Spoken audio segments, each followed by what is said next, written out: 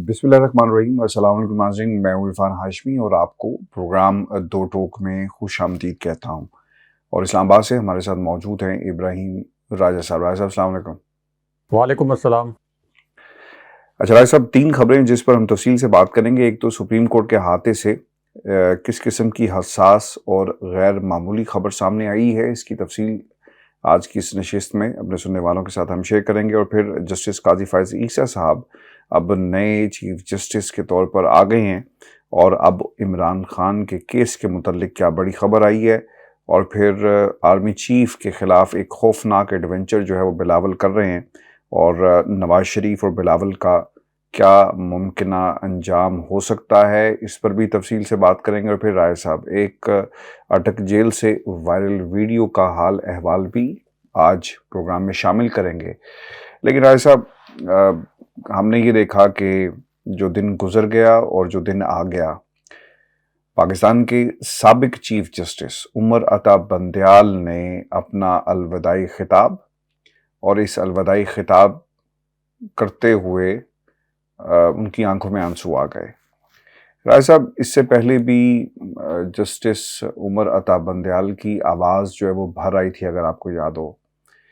और उमर अता बंदयाल बहुत सारी अपने साथ कंट्रोवर्सीज लेकर जा रहे हैं। मसला राय साहब यहाँ पर ये है कि ये वाकई कंट्रोवर्सीज एग्जिस्ट करती हैं, या फिर अगर फैसला किसी के हक में आए तो जज बहुत अच्छा है, और अगर किसी के ख़िलाफ़ आए तो जज जो है वो बहुत बुरा है। क्या यही कुलिया है? मैं चाहूँगा कि आप इस पर तफसील से बात करें। और फिर राय साहब, इन पिछले 9 बरसों में उमर अता बंदयाल साहब का एक सुप्रीम कोर्ट में ख़ास किरदार रहा, और हमने देखा कि जब से जनरल बाजवा ने इमरान खान की हुकूमत गिराई और रात की तारीकी में स्याह गाड़ियों में सफ़ेद बिल्डिंग में एक जज साहब जो हैं वो दाखिल होते हैं अपने बाकी साथी जजेस के साथ, और उन्होंने जो फ़ैसला उन्हें उस वक्त करना चाहिए था, वो आज तक हमने उनके फ़ैसलों में ना उसकी झलक देखी, बल्कि वो किसी का आलाकार बनकर सुप्रीम कोर्ट की कुर्सी पर बैठे रहे। राय साहब, आज अगर उमर अता बंदयाल साहब उस रात को अदालत ना खोलते तो शायद आज हमारी जमहूरियत ठीक होती। आप तसव्वुर नहीं कर सकते राय साहब, पाकिस्तान से बैठे हुए बाहर अवाम किस कर्ब से गुजर रहे हैं, पाकिस्तान के अंदर अवाम किस कर्ब से गुजर रहे हैं। जी। रोज़ाना कोई ना कोई एक बम महंगाई का जो है इस पर गिरा दिया जाता है। अब उमर अता बंदयाल साहब के जो फैसले थे, बाज़ लोग कहते हैं कि ये इमरान खान की तर्जुमानी करते रहे, लेकिन ऐसा मुझे तो दूर दूर तक कहीं पर भी इमरान खान के हक़ में फ़ैसले इस अदालत से नज़र नहीं आए। अगर आने होते तो हमें वो रात जब तहरीक दम एतमाद वाली रात थी, वो शायद हमें याद कर लेनी चाहिए। आज उन्होंने जो गुज़श्ता रोज़ जो उन्होंने ख़िताब किया राय साहब, उसमें उन्होंने ये कहा कि ख़ुद को डूबते सूरज जैसा समझता हूँ, और कहा कि आपके साथ बतौर सुप्रीम कोर्ट जज 9 साल बड़े अच्छे गुजरे, मेरी हालत अब डूबते सूरज जैसी है। आप लोगों का अभी वक्त पड़ा है, आप सब अपने भरपूर लगन से काम करें। मुल्क को माशी और दीगर चैलेंजेस का सामना है, जब सब इकट्ठे होंगे तो ये बहरान नहीं रहेगा। ऐसा मसला यहाँ पर ये है कि यही बात पाकिस्तान की इस्टेब्लिशमेंट करती है, और यही मसला पाकिस्तान का नंबर 1 मसला है कि हमारी मईशत ठीक नहीं है। जब आपने इस्टेब्लिशमेंट से कुछ हासिल करना हो तो आसिफ अली जरदारी साहब भी यही राग लापते हुए नज़र आते हैं कि हमें माशी तौर पर मजबूत करना है पाकिस्तान को। एक जाते हुए चीफ जस्टिस का मईशत से क्या ताल्लुक़ रहा है साहब? अदालती फ़ैसलों के ज़रिए आपके सामने जो मुद्दा होता है, जहाँ पर अदालत की रहनुमाई, अदालत के हुक्म की ज़रूरत पड़ती है, अदालत अपना किरदार अदा करती है, लेकिन यहाँ पर सारे के सारे क्यों अपने आप को मईशत दान समझते हैं? और ये काम कभी भी किसी एक फ़र्द का नहीं होता, ना ही किसी एक इदारे का होता है। ये काम हुकूमतों का होता है, जो पाकिस्तान के अंदर बहुत पहले ख़त्म हो गई, किसी को प्यारी हो गई, कुर्बान हो गई राय साहब। और अब हुकूमतें जो हैं वो हमें तो नज़र नहीं आ रही, जी। और एक पॉपुलर हुकूमत चाहिए जो ये सब कुछ कर सके। लेकिन ये काजी फायज़ ईसा साहब के आने से पहले, और इन्होंने अपने आखिरी खिताब में मईशत का ही लफ्ज़ क्यों इस्तेमाल किया? क्या वाकई मईशत ये इनको सूट करता था? और फिर कैसे देखते हैं इनके اس ٹرنیور کو بطور چیف جسٹس آف پاکستان؟ جی رائے صاحب۔ دیکھیں عاشق صاحب، ماضی پر بات نہیں کرتے۔ چیف جسٹس صاحب کے متعلق ایک اور خوفناک واقعہ جس کو میڈیا میں رپورٹ نہیں کیا گیا، اس واقعے کے متعلق اپنے ویورز کو بتانا ضروری ہے۔ یعنی میڈیا پر تو یہ رپورٹ ہوا کہ چیف جسٹس رو پڑے، چیف جسٹس آپ دیدہ ہو گئے، اور جس وقت وہ سپریم کورٹ کے سٹاف سے اپنا آخری خطاب کر رہے تھے تو انہوں نے یہ کہا کہ میں اس وقت ایک ڈوبتے سورج کی طرح ہوں اور آپ لوگوں کے پاس وقت ہے، آپ محنت سے لگن سے کام کریں اور انصاف کا جو دامن ہے یہ ہاتھ سے نہ جانے دیں۔ اچھا، ایک طرف تو یہ میڈیا کی ہیڈ لائن بن گئی، لیکن اس کے علاوہ جو چیف جسٹس کے ساتھ ایک اور خوفناک واقعہ ہوا ہے اس کے متعلق آپ کو کسی نیوز چینل پر کوئی خبر نہیں ملے گی۔ اور یہ واقعہ ایک ایسے چیف جسٹس کے ساتھ ہوا ہے، یعنی چیف جسٹس بندیال صاحب کے ساتھ، کہ جنہوں نے قاسم سوری کی اس رولنگ کو مسترد کیا جس کے نتیجے میں فوری الیکشن ہو جاتے، اور فوری الیکشن آئین کے تحت ہونے تھے۔ عمران خان صاحب کے پاس یہ اختیار تھا کہ بطور پرائم منسٹر وہ قومی اسمبلی تحلیل کرنے کی سمری صدر کو بھجواتے، اور پھر صدر نے قومی اسمبلی کو تحلیل کرنے کی سمری کی منظوری بھی دے دی تھی۔ یعنی قاسم سوری کی رولنگ کے بعد صدر نے جب عمران خان صاحب نے اسمبلی تحلیل کرنے کی سمری بھیجی تو صدر نے قومی اسمبلی تحلیل بھی کر دی تھی۔ لیکن اس رات کو چیف جسٹس بندیال صاحب اٹھے، تمام جو جج صاحبان ہیں ان کو اکٹھا کیا، اس کے بعد باقاعدہ ایک پریس ریلیز جاری ہوا کہ تمام جج صاحبان نے قاسم سوری کی رولنگ کا نوٹس لیا۔ وہ قاسم سوری کی رولنگ کا نوٹس نہیں لیا گیا تھا، وہ اصل میں جی ایچ کیو سے آنے والی ڈائریکٹیوز کا نوٹس لیا گیا تھا، جناب باجوہ کے دفتر سے آنے والے پیغام کا نوٹس لیا گیا تھا کہ ابھی کے ابھی قاسم سوری کی رولنگ کے متعلق آپ از خود نوٹس لیں، اور قاسم سوری کی رولنگ کے متعلق جب آپ از خود نوٹس لیں گے تو آپ کو اس کو کالعدم کرنا ہے، کیونکہ اسٹیبلشمنٹ کا فیصلہ یہ ہے، یعنی جناب باجوہ کی اسٹیبلشمنٹ کا فیصلہ یہ ہے کہ الیکشن نہیں ہوگا۔ تو وہ جو فیصلہ تھا اس کا بینیفیشری کون تھا؟ شریف خاندان اور پی ڈی ایم کی 13 جماعتیں۔ یہ 13 جماعتیں اس کی براہ راست بینیفیشری تھی، کیونکہ الیکشن نہیں ہوا، یہ مسلط ہو گئے، اور اس کے بعد جو پچھلے 17 ماہ میں تباہی و بربادی پاکستانیوں کا مقدر بنی، جس طریقے سے پاکستانیوں کو مہنگائی کے عذاب میں دھکیلا گیا، جس طریقے سے بجلی کے بلز میں 400% اضافہ کیا گیا، پیٹرول کی پرائسز میں 350% تک اضافہ کر دیا گیا، گیس کے بلز اتنے زیادہ ہو گئے کہ اپریل 2022 میں جب رجیم چینج آپریشن ہوا تھا، تو میں آپ کو ایک مثال کے طور پر سمجھاتا ہوں کہ جس شخص کی آمدن اس وقت 50,000 روپے تھی، اب عملاً 17 ماہ کے بعد اس شخص کی آمدن 11,000 روپے رہ گئی ہے۔ غیر محسوس طریقے سے 39,000 روپے 50,000 روپے کمانے والے شخص کے شہباز شریف کی حکومت اور پھر اس کا تسلسل یہ نگران حکومت جس نے اب 26 روپے فی لیٹر پیٹرول کی قیمت بڑھائی ہے، یہ کھا گئے ہیں۔ اس کی ذمہ داری primarily chief justice Umar Ata Bandial صاحب پر عائد ہوتی ہے۔ اس کے بعد یعنی وہ جو واقعہ ان کے ساتھ پیش آیا ہے وہ میں بتاتا ہوں، اور اس واقعے کے متعلق سن کر لوگوں کے ہوش اڑ جائیں گے، لیکن اس واقعے کو بتانے سے پہلے یہ زمینی حقائق لوگوں کے سامنے رکھنے ضروری ہیں۔ اس کے بعد جو پنجاب میں الیکشن کا فیصلہ تھا، جو کہ آئین کی روح سے ہر صورت میں الیکشن 90 دن کے اندر ہونے چاہیے تھے، چیف جسٹس صاحب نے فیصلہ سنا دیا۔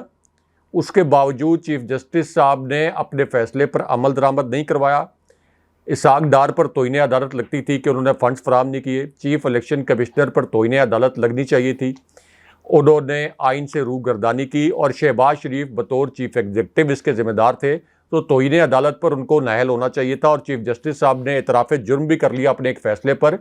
کہ ہم نے بڑے تعامل کا مظاہرہ کیا جس وقت شہباز شریف کی حکومت آئین کو روند رہی تھی، ان کے اوپر توہین عدالت لگ سکتی تھی آئین کے مطابق، لیکن ہم نے تعامل کا مظاہرہ کیا۔ آپ کون ہوتے ہیں تعامل کا مظاہرہ کرتے ہوئے؟ آپ اپنی ساس کی مبینہ آڈیو کے معاملے پر اگر آپ کوئی تعامل کا مظاہرہ کرتے تو شاید کہا جاتا کہ چلیں کوئی آپ نے اپنے گھر کا معاملہ دیکھا۔ یہاں پر تو قوم کے مستقبل کا سوال تھا، الیکشن آپ کے گھر کا معاملہ نہیں تھا، آپ کا ذاتی معاملہ نہیں تھا۔ اس کے باوجود آپ نے اس فیصلے پر عمل درآمد کروانے کے لیے کسی قسم کا کوئی آرڈر جاری نہیں کیا، اور پنجاب میں الیکشن نہ ہونے کی وجہ سے، کے پی میں الیکشن نہ ہونے کی وجہ سے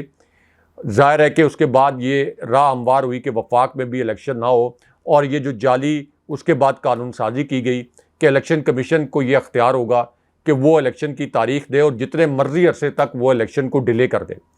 وہاں بھی چیف جسٹس صاحب کا جو کردار ہے وہ انتہائی منفی کردار رہا، اور بار بار ہم یہ یاد کراتے رہے کہ چیف جسٹس صاحب کو تاریخ بہت منفی حوالوں سے یاد رکھے گی اور تاریخ ان کو جج کرے گی۔ اب اس فیصلے کا، یعنی جو پنجاب میں الیکشن کرانے کے فیصلے پر انہوں نے عمل درآمد نہیں کرایا، اس کا بینیفیشری کون تھا؟ براہ راست شریف خاندان اور جو 2 ملٹری آفیشل جا کر ملے تھے چیف جسٹس صاحب کے ساتھ چیمبر میں، تو اس کے بعد مکمل طور پر جھاگ کی طرح بیٹھ گئے۔ تو اس کا بینیفیشری شریف خاندان اور 13 جماعتیں تھیں۔ اب یہ جو بینیفیشری تھے، یعنی شریف خاندان، چیف جسٹس صاحب کے تمام فیصلوں کے بینیفیشری شریف خاندان اور 13 جماعتیں تھیں۔ اب ہاشمی صاحب، جو واقعہ میں کہہ رہا ہوں کہ لوگوں کے ہوش اڑ جائیں گے، پچھلے 36 گھنٹے سے مریم نواز ایک بڑا خوفناک کھیل کھیل رہی ہیں۔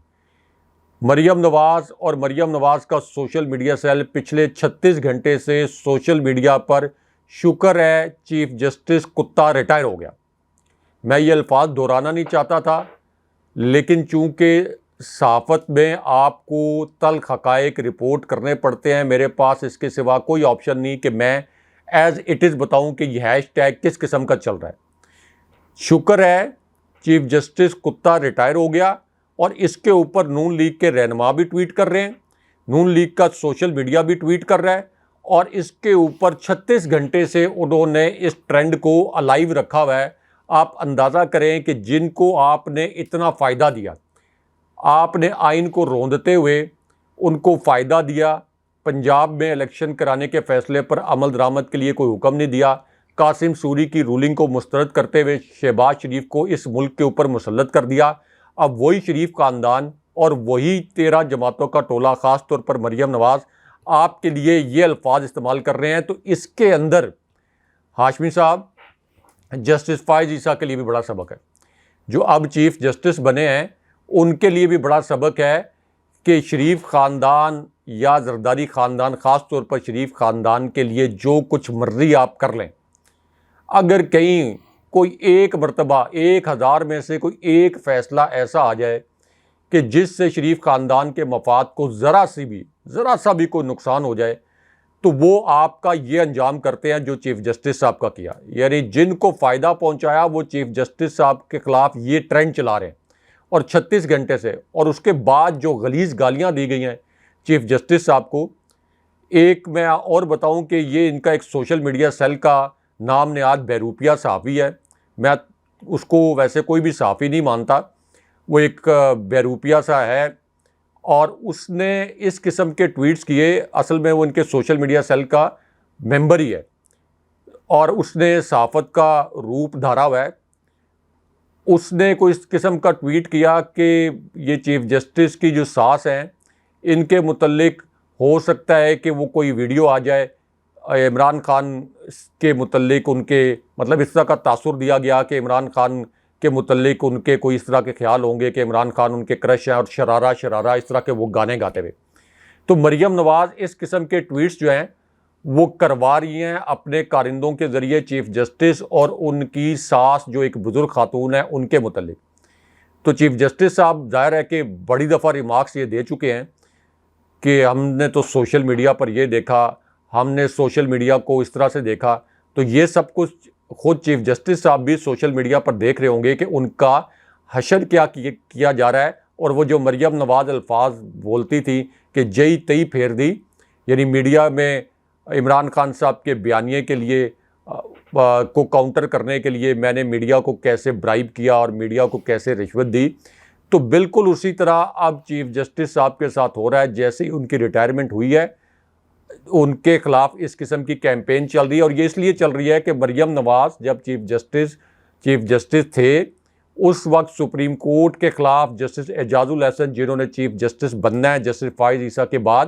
اور ان کے خلاف بھی وہ بڑی کیمپین چلا رہی تھی، ان کی تصویریں جلا رہی تھی۔ تو چیف جسٹس صاحب ستو پی کے سو رہے تھے، چیف جسٹس صاحب نے کوئی اقدام نہیں کیا، سپریم کورٹ کے تحفظ کے لیے کوئی اقدام نہیں کیا۔ اس وجہ سے آج ان کو یہ دن دیکھنا پڑ رہا ہے۔ اب وہ رو بھی رہے ہیں، رونے کے باوجود ان کے خلاف ٹرینڈ بھی چل رہے ہیں، شریف خاندان کے حق میں فیصلے بھی دیے، اور ظاہر ہے کہ آبویسلی پی ٹی آئی کے لوگ نہیں، عوام ان سے ناراض ہے،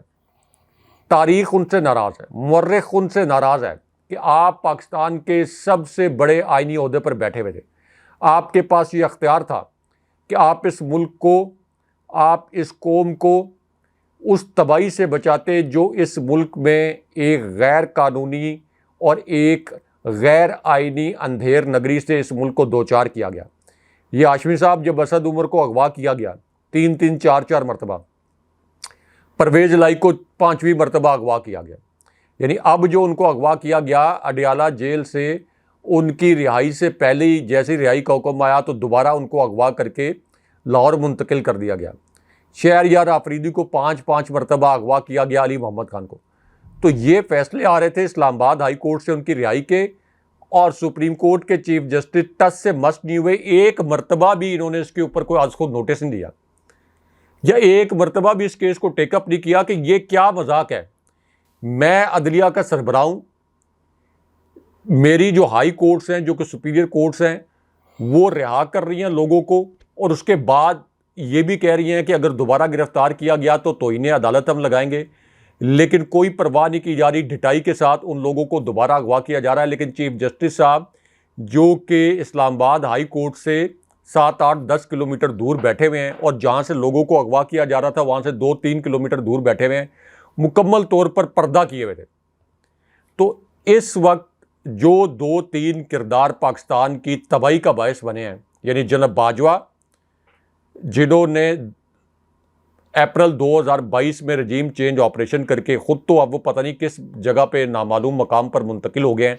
نامعلوم مقام پر لاپتہ ہو گئے ہیں، کیونکہ وہ عوام کے سامنے آ بھی نہیں سکتے۔ اپنی انہوں نے جو جائیدادیں بنائی تھیں جن کے متعلق وہ احمد نورانی جو صحافی ہیں انہوں نے سٹوری کی تھی، تو انہوں نے کہا تھا کہ میں تھرڈ پارٹی سے آڈٹ کروا کے اپنی جائیدادوں کے متعلق بتاؤں گا۔ وہ آج تک وہ تھرڈ پارٹی آڈٹ کی رپورٹ نہیں آئی، تو جناب باجوہ کو تو اکاؤنٹیبل نہیں کیا گیا،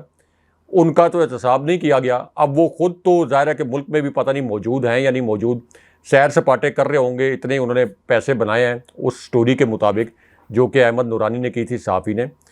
تو اب اس پوری صورتحال میں دوسرا جو کردار ہے، میں یہ سمجھتا ہوں، یہ میری ناقص رائے میں ایک صحافت کے ادنا طالب علم کے طور پر، اور عدالتی جو آپ کی ہیرنگز ہوئی ہیں، سماعتیں ہوئی ہیں، ان کو کور کرنے کے بعد کہ پاکستان کی تباہی کے دوسری ذمہ داری وہ چیف جسٹس صاحب پر عائد ہوتی، کیونکہ چیف جسٹس صاحب نے اپنا اختیار استعمال نہیں کیا۔ وہ اپنا اختیار تو استعمال کرتے، کم سے کم شہباز شریف پر توہین عدالت تو لگاتے، اس توہین عدالت پر عمل نہ ہوتا تو قانون نافذ کرنے والے اداروں کو کہتے کہ میرے حکم پر عمل کرائیں۔ اگر قانون نافذ کرنے والے ادارے آپ کے حکم پر عمل نہ کرواتے، آپ ان کو بھی توہین عدالت کا نوٹس جاری کرتے۔ اور اگر آپ بہت کمزور چیف جسٹس تھے، اگر آپ کے پر جلتے تھے، اگر آپ کو کہیں سے کوئی میسج آ رہے تھے جس کے بعد آپ جھاگ کی طرح بیٹھ گئے، تو کم سے کم آپ آخری آپشن کے طور پر، جو ایک کمزور جج کے پاس آپشن ہوتا ہے، آپ آخری آپشن کے طور پر ریزائن کر دیتے اور قوم کو بتاتے کہ آپ کو دھمکیاں دی جا رہی ہیں، آپ کو کس قسم کے پیغامات دیے جا رہے ہیں، اور آپ اس سیسیلین مافیا کے سامنے، جس کو سپریم کورٹ نے سیسیلین مافیا اور سپریم کورٹ نے گاڈ فادر قرار دیا تھا، کہ اس کے سامنے ہم بے بس ہیں، آپ بھی ریزائن کرتے، آپ کے جو فیلو ججز ہیں وہ بھی ریزائن کرتے، لیکن آپ نے اپنے فیلو ججز کو بھی مکمل طور پر مایوس کیا۔ اور ہاشمی صاحب، اس کے اندر میں آپ کو ایک اور بات بتاؤں کہ جب 2 ملٹری آفیشلز ملے تھے چیف جسٹس صاحب کے ساتھ جا کر چیمبر میں، تو اس وقت کہا یہ جاتا ہے کہ جسٹس منیب اختر جو ہیں وہ اس وقت جس قسم کا فیصلہ دینا چاہتے تھے، چیف جسٹس صاحب جب اپنے اس فیصلے سے پیچھے ہٹتے ہوئے نظر آئے تو وہ چیمبر سے نکل کر چلے گئے تھے، وہاں پر 3 جج صاحبان نہیں تھے، اور پھر بتایا یہ گیا کہ جسٹس منیب اختر کو کوئی ہنگامی طور پر کراچی روانہ ہونا تھا اور اس لیے وہ چلے گئے۔ اور اس کے بعد سے آپ دیکھ لیں کہ جسٹس اعجاز الحسن، جن کے بڑے تلخ ریمارکس آتے تھے، جسٹس منیب اختر بڑے تلخ ریمارکس آتے تھے اور بڑے تلخ فیصلے آتے تھے میرٹ کے اوپر، وہ سارے فیصلے، وہ سارے ریمارکس ختم ہو گئے۔ تو یہ ایک ہاشمی صاحب پاکستان کے اندر عدلیہ کی روایت ہے کہ جدھر آپ کا چیف دیکھتا ہے، یعنی چیف جسٹس دیکھتا ہے، آپ کی عدلیہ ادھر دیکھتی ہے۔ اگر آپ کا چیف جسٹس ڈٹ کے نہیں کھڑا ہوتا تو آپ کی پوری عدلیہ بیٹھ جاتی ہے. اگر آپ کا چیف جسٹس انصاف کے اوپر، میرٹ کے اوپر فیصلے نہیں کرتا تو نیچے لوور جوڈیشری کی جرت نہیں ہوتی، وہ مکمل طور پر بیٹھ جاتی ہے. تو اس وجہ سے یہ لوور جوڈیشری جو آپ کی کمپرومائزنگ سچویشن میں نظر آتی ہے، اسلام آباد ہائی کورٹ جو اس وقت آپ کو کمپرومائزنگ سچویشن میں نظر آتی ہے، اس کی وجہ بھی ہے یہ جو ٹرائل کورٹ کا فیصلہ آیا جج ہمایوں دلاور کا، اس کی وجہ بھی ہے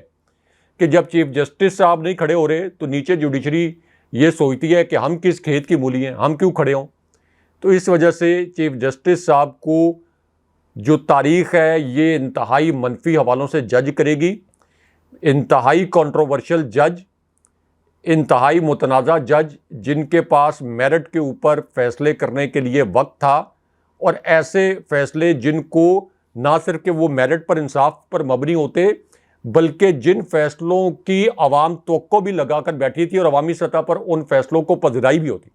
یعنی اگر کوئی فیصلہ میرٹ پر نہ ہو، اور اس وجہ سے صرف فیصلہ نہیں دینا چاہیے کہ عوامی سطح پر پذیرائی ہوگی اور میں کوئی مقبول فیصلہ دے دوں، لیکن یہاں پر سچویشن ون ون سچویشن تھی. ایک تو آئین اور قانون کے مطابق فیصلہ، دوسرا عوام کی امنگیں بھی یہی تھیں. جس قسم کا فیصلہ، یعنی پنجاب میں الیکشن کروانے کا فیصلہ، اسی طرح جو قومی اسمبلی کے الیکشن کا فیصلہ بھی دیکھیں، جتنے سرویز آ رہے ہیں تو قوم تو الیکشن مانگ رہی ہے، لیکن چیف جسٹس صاحب نے جس قسم کا رول پلے کیا ہے، اب میں یہ کہنا نہیں چاہتا لیکن بہت سے لوگ یہ کہہ رہے ہیں کہ چیف جسٹس صاحب کے ساتھ جو کچھ نون لیگ کر رہی ہے شاید وہ یہی کچھ ڈیزرو کرتے تھے، تاکہ آنے والے جو چیف جسٹس صاحبان ہیں ان کے لیے ایگزامپل سیٹ ہو کہ اگر وہ بھی اسی طرح کے ہومیوپیتھک فیصلے دیں گے، ایک خاص سیاسی گروہ کو فائدہ دیں گے، تو ان کا بھی اسی قسم کا انجام ہوگا. تو اس کے اندر آنے والے جو چیف جسٹس صاحبان ہیں جیسے جسٹس فائز عیسیٰ ہیں، ان کے لیے بھی ایک بہت بڑا سبق ہے. اچھا راج صاحب، یہ اٹک جیل ہے جہاں سے ایک ویڈیو وائرل ہوئی ہے. راج صاحب بتائیں یہ اصل میں ماجرا کیا ہے اور کیا خبر آ رہی ہے اس ویڈیو کے حوالے سے جو اس وقت سوشل میڈیا پر بڑی تعداد میں جو ہے وہ اس وقت وائرل ہے؟ دیکھیں عاشور صاحب، عمران خان صاحب پاکستان کے سب سے بڑے اور سب سے مقبول لیڈر ہیں، وفاق کی واحد علامت ہے، پورے پاکستان کو متحد رکھنے والی واحد فورس ہیں. اب سے صرف چند ہفتے پہلے ان کی آزاد کشمیر میں، پنجاب میں، کے پی میں، گلگت بلتستان میں حکومت تھی، بلوچستان میں مخلوط حکومت تھی،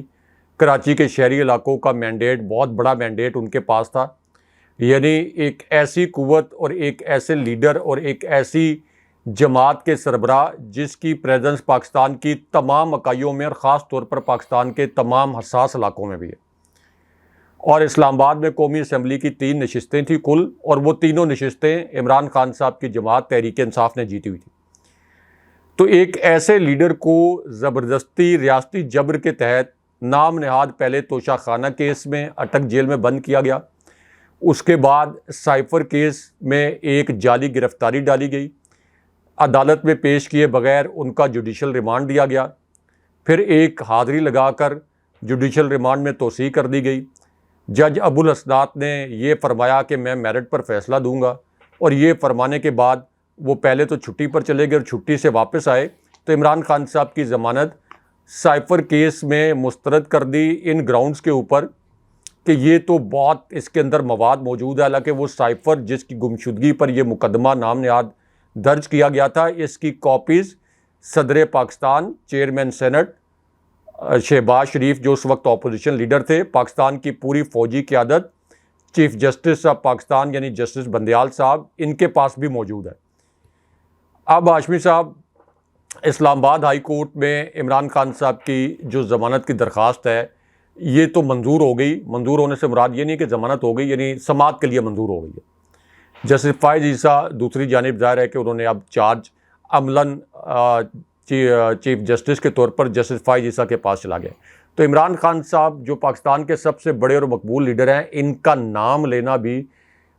میڈیا پر جرم بنا دیا گیا، اور کوئی پاکستانی نیوز چینل عمران خان صاحب کے متعلق کوئی ویڈیو، کوئی خبر نشر نہیں کرتا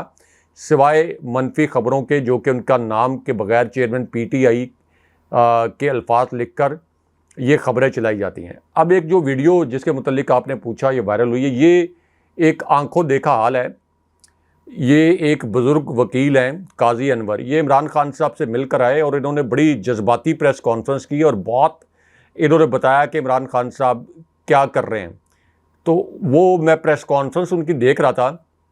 ایک ویڈیو سٹیٹمنٹ کی صورت میں جسے پاکستانی چینلز نے نشر نہیں کیا. تو انہوں نے کہا کہ میں عمران خان صاحب سے ملاقات کے لیے گیا، میں نے دیکھا کہ عمران خان صاحب کے ہاتھ میں تسبیح ہے، تسبیح پر وہ ورد کر رہے ہیں. اس کے بعد عمران خان صاحب قرآن پاک کی تلاوت کر رہے ہیں، اسلامی کتابوں کا مطالعہ کر رہے ہیں، تاریخی کتابوں کا مطالعہ کر رہے ہیں. اور عمران خان صاحب کو جس تنگ و تاریک سی بیرک میں رکھا گیا ہے، عمران خان صاحب نے، یہ جو بزرگ وکیل ہیں، انہیں یہ بتایا کہ وہ مکمل طور پر اسی ماحول سے انہوں نے خود کو ہم آہنگ کر لیا ہے. انہیں پتہ ہے کہ ان کے ساتھ سابق پرائم منسٹر کے طور پر جو ان کو سہولیات ملنی چاہیے تھی وہ نہیں دی گئیں. اس کے باوجود وہ کبھی بھی جیل انتظامیہ سے کسی قسم کی شکایت نہیں کرتے.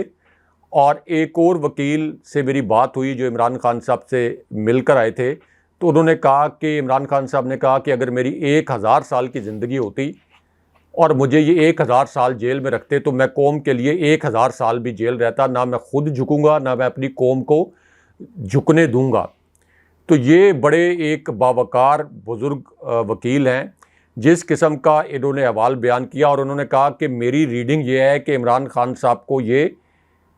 0.1% لوگ کہتے تھے کہ کوئی 0.1% بھی جھکے نہیں یا اس طرح کے کوئی اندازے لگانے کی کوشش کرتے تھے. انہوں نے کہا کہ عمران خان صاحب جھکنا تو ایک طرف، مجھے عمران خان صاحب پہلے سے زیادہ مضبوط نظر آئے ہیں.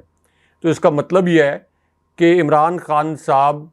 کو جھکانے کی، عمران خان صاحب کو توڑنے کی، عمران خان صاحب کو اعصابی طور پر کمزور کرنے کی ہر قسم کی کوشش جو ہے اس وقت ناکام ہو گئی ہے. اب آپ آگے کیا کریں گے؟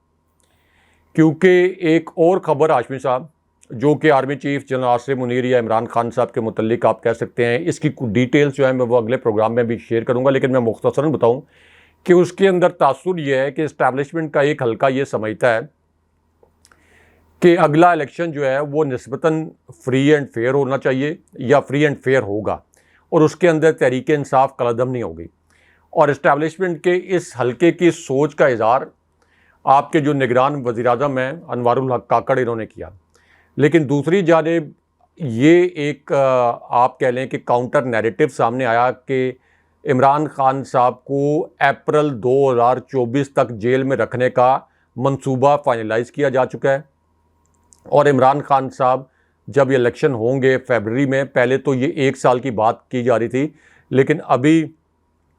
ایسی وائبز آ رہی ہیں کہ نون لیگ کو بھی یہ خطرہ پڑ گیا ہے کہ اگر یہ الیکشن فیبرری میں نہ ہوا تو ایسا نہ ہو کہ حالات اتنے خراب ہو جائیں کہ یہ 13 جماعتوں کا بورگیا بستر بھی گول ہو جائے.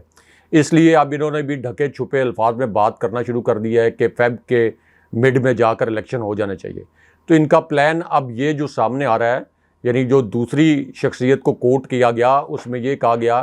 کہ ایک تو عمران خان صاحب کو اپریل 2024 تک جیل میں رکھنے کا پلان ہے، اور اس کے بعد تحریک انصاف کو قلعدم کرنے کا پلان ہے کہ اس کو الیکشن کے اندر نہ جانے دیا جائے. اچھا، اب الیکشن کے اندر اس لیے نہ جانے دیا جائے کیونکہ ابھی 2-3 انٹرنل سرویز ہوئے ہیں جو کہ پیپلز پارٹی نے بھی، نون لیگ نے، خاص طور پر نون لیگ نے کروائے ہیں. اور ان انٹرنل سرویز میں یہ بتایا گیا ہے کہ اگر عمران خان صاحب جیل میں بھی ہوئے، 300 کے قریب پارٹی رہنماؤں کو جبر کے تحت عمران خان صاحب کا ساتھ چھوڑنے پر مجبور کیا جا چکا ہے اس فراڈ ریاست کے اندر، اس ناکام ریاست کے اندر. لیکن اس کے باوجود صرف اور صرف بیلٹ پیپر کے اوپر تحریک انصاف کا انتخابی نشان اگر چھپ گیا، یعنی بلے کا نشان آ گیا، تو تب بھی پی ٹی آئی 2/3 سے زائد اکثریت کے ساتھ الیکشن جیت جائے گی. تو اس لیے دوسری جانب یہ بھی پلان کیا جا رہا ہے کہ تحریک انصاف کو الیکشن ہی نہ لڑنے دیا جائے. عمران خان صاحب کو بھی جیل میں رکھا جائے، لیکن عمران خان صاحب کو جیل میں رکھنا انف نہیں ہے. حل وہ یہ تلاش کر رہے ہیں کہ تحریک انصاف کو قلعدم کر دیا جائے. Election commission, chief election commissioner جو کہ بی ٹیم بنے ہوئے ہیں، اور اب تو چونکہ جسٹس فائز عیسیٰ چیف جسٹس بن گئے ہیں، عملی طور پر چارج بھی انہوں نے سنبھال لیا ہے، لیکن یہ چیف جسٹس صاحب کا، یعنی جسٹس فائز عیسیٰ صاحب کا ایک بڑا امتحان ہوگا. کیونکہ جسٹس فائز عیسیٰ کی اس سے پہلے جو ریپیوٹ ہے وہ چیف جسٹس بندیال صاحب جیسے کمزور جج کی رپیوٹ نہیں ہے. ان کی رپیوٹ جو انہوں نے دھرنے کا فیصلہ دیا تھا فیض آباد دھرنے کا، وہ رپیوٹ ایسی نہیں تھی کہ وہ جہاں سے کوئی آرڈر آئے گا تو وہ ایز اٹ از لکھا لکھایا کوئی فیصلہ پڑھ دیں گے. تو یہ ان کے لیے بھی بہت بڑا امتحان ہوگا، کیونکہ ظاہر ہے کہ جسٹس فائز عیسیٰ ایک بڑے پڑھے لکھے جج ہیں. وہ کوئی نیم پڑھے لکھے جج نہیں ہیں یا کوئی حادثاتی جج نہیں ہیں، پڑھے لکھے جج ہیں. ان کو بھی پتہ ہے کہ آئین کیا کہتا ہے کہ کتنے دنوں کے اندر الیکشن ہونا چاہیے. ان کو یہ بھی پتہ ہے کہ اگر کسی جماعت کو کالعدم کیا جائے تو وہ کن گراؤنڈز کے اوپر کالعدم ہو سکتی ہے،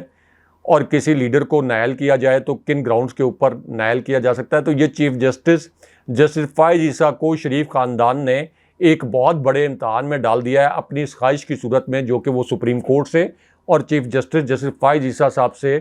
جو توقع رکھ رہے ہیں کہ چیف جسٹس صاحب جب تحریک انصاف کو یہ کالعدم کروایا جائے تو مکمل طور پر خاموش بیٹھے رہیں، اور تحریک انصاف کو کالعدم کرنے کے معاملے پر جو پٹیشن سپریم کورٹ میں آبویسلی جائے گی تو اس کے اوپر کوئی کسی قسم کا اقدام نہ کریں. تو یہ چیف جسٹس صاحب کا، نئے چیف جسٹس صاحب کا بھی امتحان ہے کہ کیا انہوں نے جسٹس بندیال صاحب کی رپیوٹ کے ساتھ رخصت ہونا ہے، اس سے بھی بدترین رپیوٹ کے ساتھ رخصت ہونا ہے، یا ایسے جج کے طور پر رخصت ہونا ہے کہ جن کو تاریخ میں یاد رکھا جائے، جن کے متعلق یہ تاثر بنے کہ کوئی 13 جماعتوں نے ان سے یہ توقعات لگا کے بیٹھی ہوئی تھی کہ یہ ہمارے کیمپ میں بیٹھ کر ہمارے حق میں فیصلے دیں گے، لیکن انہوں نے آئین اور قانون کے مطابق فیصلے دیے. تو اسلام آباد ہائی کورٹ میں اس وقت عمران خان صاحب کی ضمانت کی درخواست جو ہے یہ مقرر تو ہو گئی ہے، یہ جیسے ہمارے ویورز جو ہمارے تھمبنیل میں بھی دیکھ رہے ہیں، لیکن اب اصل کنڈکٹ یہ دیکھنے والا ہے کہ چیف جسٹس صاحب یہ جو پیورلی آئینی معاملات ہیں کیا وہ ان کے اوپر اسی طرح سمجھوتا کرتے ہیں جس طرح سے جسٹس بندیال صاحب نے کیا ہے، یا آئین اور قانون کے مطابق فیصلہ دیتے ہیں. اچھا راجہ صاحب، army chief general Asim Munir صاحب اور بلاول زرداری جو ہیں انہوں نے تنقید کا نشانہ بنایا ہے پاکستان کی اسٹیبلشمنٹ کو، اور بلاول زرداری صاحب یہ کام بار بار کر رہے ہیں اور وہ رک نہیں رہے. اور پاکستان پیپلز پارٹی بھی جو ہے انہوں نے اپنی توپوں کا رخ نہ صرف اسٹیبلشمنٹ کی طرف کر دیا ہے بلکہ انہوں نے نون لیگ کو چہیتی نون لیگ بھی کہہ دیا، یعنی دغا دینا، بھاگنا ان کے ڈی این اے میں شامل ہے. اس قسم کی سٹیٹمنٹس بھی جاری کی جا رہی ہیں. راج صاحب، یہ ممکنہ نتائج کیا ہوں گے؟ یہ لڑائی کہاں جا کر رکے گی؟ اور پھر کس کو بیساکھیوں کی ضرورت ہے اور کس کو عوام کی عدالت کی؟ اور پاکستان پیپلز پارٹی یہ کیوں نعرہ لگا رہی ہے؟ اس کی ایک انسائیڈ سٹوری ہمارے پاس موجود ہے. لیکن راج صاحب، پروگرام کا وقت بہت زیادہ ہو گیا. انشاءاللہ اگلی نشست کے اندر اچھا، یہ انسائیڈ سٹوری ہاشمی صاحب اگلے پروگرام میں شیئر کریں گے. بس ایک کوئکلی ایک فقرہ میں یہاں اپنے ویورز کے سامنے رکھ دوں. یہ میں نے اسی پلیٹ فارم پر بتایا تھا کہ میں نے خورشید شاہ کا جب انٹرویو کیا تھا تو انہوں نے نون لیگ کے متعلق یہ کہا تھا کہ جب یہ مشکل میں ہوں تو یہ آپ کے پیر پڑ جاتے ہیں، جب ان کی مشکل ختم ہو تو یہ آپ کے گلے پڑ جاتے ہیں. تو بلاول زرداری نے بھی یہی فقرہ دہرایا کہ ہمارے ایک اتحادی ایسے ہیں کہ جب ان کو مشکل تھی یہ ہمارے پیر پڑے ہوئے تھے، اب ان کی مشکل آسان ہو گئی، یعنی اب اسٹیبلشمنٹ کو فیور کر رہی ہے تو اب یہ ہمارے گلے پڑے ہوئے ہیں. لیکن اس کے اوپر جو ایک آرمی چیف کے متعلق اور بلاول زرداری کے متعلق یہ جو کچھ چل رہا ہے، ایک انسائیڈ سٹوری ہمارے پاس ہے، وہ یقیناً اگلے پروگرام میں ہم شیئر کریں گے کیونکہ ٹائم بہت ہو گیا. جی بالکل. ویورز، یہ شو تھا آج کا ہمارا. اپنے کمنٹ ضرور بھیجیے گا، چینل کو سبسکرائب کریں. مجھے اور ابراہیم راج صاحب کو اجازت دیجیے. اللہ نے کے بعد.